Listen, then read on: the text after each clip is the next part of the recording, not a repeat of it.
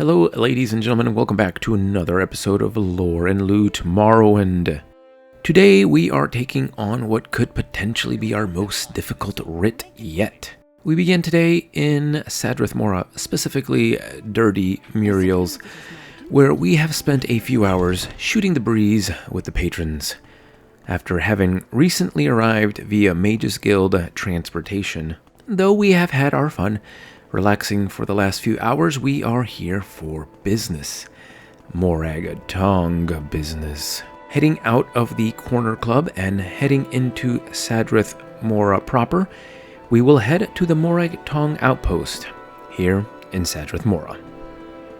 Now, over the last few days, I have taken the time to go around, exploring, collecting and selling loot, buying magical items, and just leveling up in general in an effort to be better prepared for upcoming quests. I have acquired a few items during my travels that will prove to be very useful, I am sure. And I even increased my blunt skill to be able to use this neat staff that we got during our last job. Reaching the Morag Tong Guild Hall, we enter and speak with Dunsalipal Dun Ahe, who handles the jobs here. We ask him what writs are open, and he says, "We have a writ for the honorable execution of Tirer Belvayn. He may be found in Shara, which is on the southwest coast of Sheogorath. Go to Dagonfell and follow the road south past the Dwemer ruins and west until a branch heads southwest to the coast. Shara is to the south. Go now." This triggers the quest, Writ for Tirer Belvayn. The fastest way to reach Shara is indeed to head to Dagonfell by boat, and then walk to the Velothi Tower. However, Tunsalipal's directions are a bit confusing as, depending on how you interpret them, you will either find Shara with no problem, or end up in a completely wrong spot, like completely lost, not knowing where you are, and will not find the location at all. Better instructions would have been to exit down to the west and take the first left you come across. Follow the road south until you see a road to the west again. Turn here and follow the road past the mushroom forest. Eventually you will pass the Pudai egg mine on your right. Keep following the road until it branches to the southwest towards the coast. Cross the water here to the little peninsula to the south. Shara is here on this peninsula. Now, the Sheogorath region is it's pretty inhospitable on the best of times, and we happen to arrive on a particularly foggy day. At our level, we will start encountering many more blighted variants of the enemies that we fight, including blighted rats and blighted cliff racers, which are not only more dangerous because they have more hit points and do more damaging attacks, but because, of course, they can infect us with various kinds of blight diseases, which are much more harmful than common diseases. However, with patience, care, and a little luck, we arrive at the entrance of Shara unscathed. Shara is a Velothi tower, and as such, the interior should be familiar to anyone who has ever stepped foot inside one. This one has a fairly typical layout, though it is smaller than others we have been in. Inching our way forward, we spot a skeletal champion. As we sneak forward, we come to the central pit of the tower.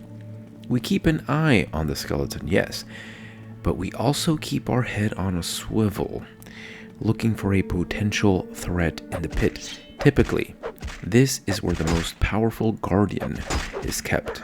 Seeing nothing, we make our attack on the skeleton champion, and we begin a fight that ends up being a lot more difficult than initially expected.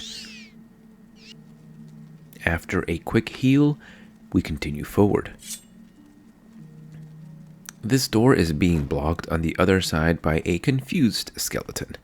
Let's check it out later. We open the door to the central pit and literally do not see the Dremora standing right there. Thankfully, it does not see us either. Back to the skeleton. Behind the door, we wedge it between the door and the wall and get nothing but free hits on it until we kill it. This room has nothing of interest, a few coins and some randomized typical crate loot, nothing really of note.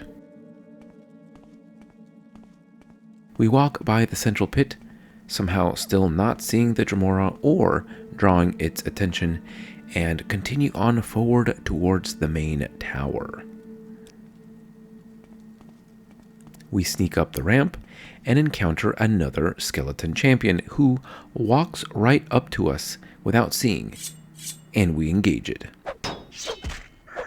Now, our sword swings are getting faster the more we raise our skill, and we are able to get some good stun locks on it so that it doesn't even have the opportunity to fight back.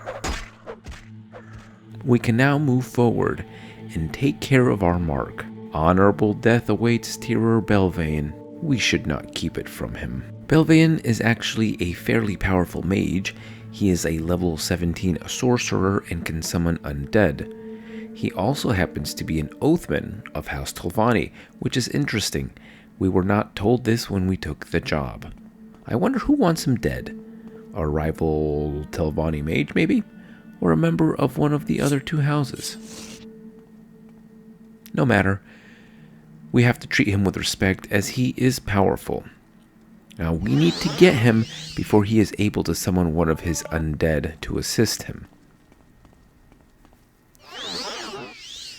We can walk right up to him with the Ring of Khajiit and get off a few stabs before he even knows what time it is.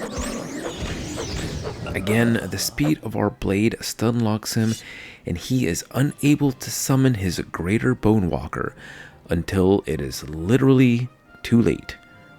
The zombie vanishes before it is able to come to the aid of its master. Tirer Belvayn carries only with him a silver staff of war, which isn't worth taking, and an extravagant ring.